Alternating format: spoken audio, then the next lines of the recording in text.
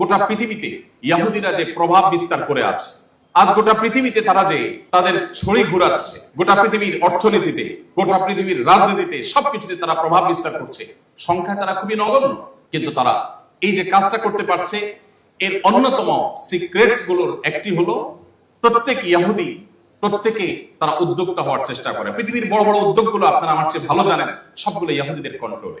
দুর্ভাগ্য সেই মুসলিম তরুণের জন্য, যে মুসলিম তরুণ চাকরি করার জন্য, অন্য অর্থে আরো সহজ অর্থে সরল অর্থে চাকর হওয়ার জন্য যে মুসলিম তরুণ চেষ্টা করে। আমি আপনাদেরকে উদাত্ত আহ্বান রাখতে চাই, আমাদের নবী মুহাম্মদ সাল্লাল্লাহু আলাইহি সাল্লাম তিনি চাকরি করেছেন, চাকরিকে আমি খারাপ বলছি না, তিনি অন্যের অধীনে কাজ করেছেন, কিন্তু তার জীবনের বড় অংশ কেটেছে চাকরি করে নয়, ব্যবসা করে, উদ্যোক্তা হয়ে। মনে রাখবেন, কোনো কাজ কখনো ছোট হয় না।